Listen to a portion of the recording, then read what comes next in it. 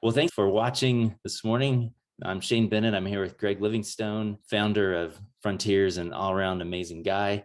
And we're just going to chat for a few minutes about some things that I find super fascinating. So, Greg, here's what I want to talk about for the next few minutes.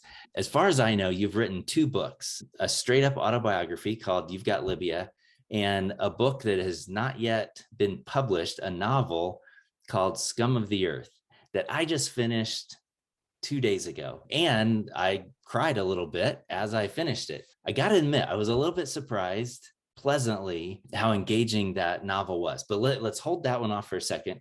I want to talk about You've Got Libya. Tell me what goes through somebody's head who goes, I'm going to write my autobiography. Fascinating story for sure. You don't come across as an arrogant guy who thinks, oh, everybody should know my story. Tell us a little bit about how that idea grew and what the process was like to write that, and then how it's gone. I think the first answer is that so many people who love the Lord, particularly young people, count themselves out. Maybe they know a little bit about missionary heroes and so forth, and they just can't relate. And so they don't even look into it. And I wanted to show the humanness of somebody who is a son of a barmaid, who was deserted at birth, 5 foster homes, and how teaming up with some zealots at Wheaton College, God called me to leave him and get involved with them to really make something significant happen among people who haven't got a clue who Jesus really is, and that they're in trouble if they don't find out. That was the whole point behind it. Not to glorify. I was very embarrassed by them putting my picture on the cover, for example. The editor's rule, as you know. It's got a lot of stories that make us very human, not heroes, like when I almost got my whole family killed among sea snakes in Iran, thinking they were just playing with us, until I found out later that it's one of the most deadly animals you could encounter.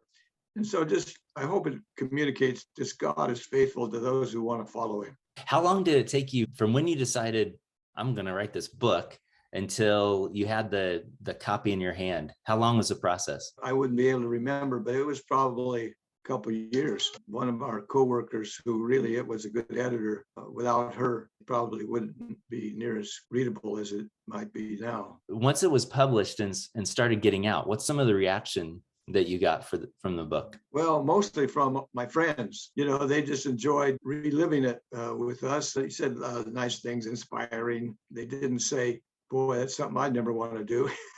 You might have been thinking it. As you look back on it now, how do you think about the effort you put into it and the value that it's brought since? Thinking about it now, it certainly was, because people have enjoyed it. You hope they do more than enjoy it. We hope it was a little push about, well, if God can use Greg and Sally, he can use anybody. That was what I wanted to get across. I'm totally with you. I think that's so important. People who have interacted with you, worked for you, worked with you. When I first met you, you'd already started Frontiers and you're like, you're this amazing guy. And so to go back and go, yeah, a guy who accomplishes that kind of stuff can come from this kind of background and can have this sort of story, which is not that unusual. It's not like you were born on third base and went, whoa, I hit a triple.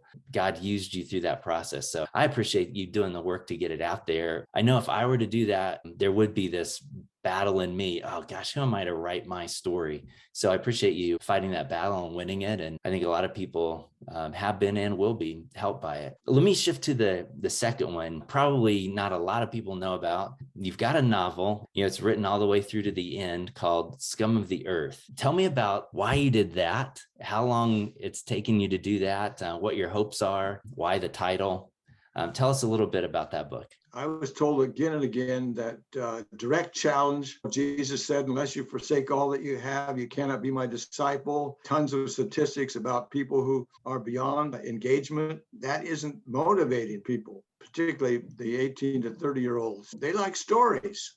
So I thought, okay, Lord, I'll see if I can write a story that might cause people to think about, maybe I could do something like that, based in Karachi, and see something lasting happening among the Muslims there. How did it differ in terms of writing the novel to writing the autobiography? Well, I don't know how to write fiction. It's still in process, as the people I send it to are not near as kind as you. It's very unlikely, this story, as you read. So I wanted it to be entertaining. I wanted to get through the message that you can be in a mess, you can be in a tragedy. In his case, with his wife and daughter being killed by the Taliban and other setbacks. And it compares life with different vocations. He gets drawn into being the vice president of the United States, all the sort of failures they go through that would, again, help normal people to say, hey, maybe I could stretch out and do something that hasn't been done for the Lord.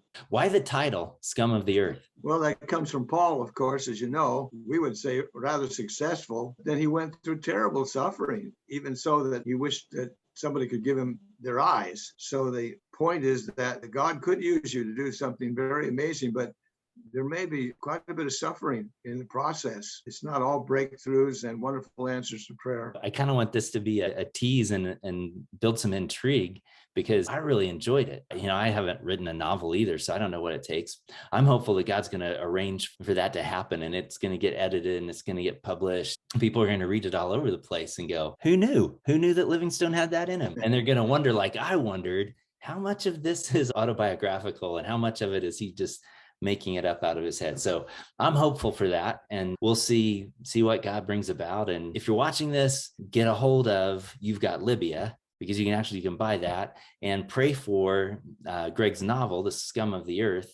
It's well along the way, but still has a long way to go to get to the point where people are grabbing it off of Amazon. So, well, Greg, thanks a lot.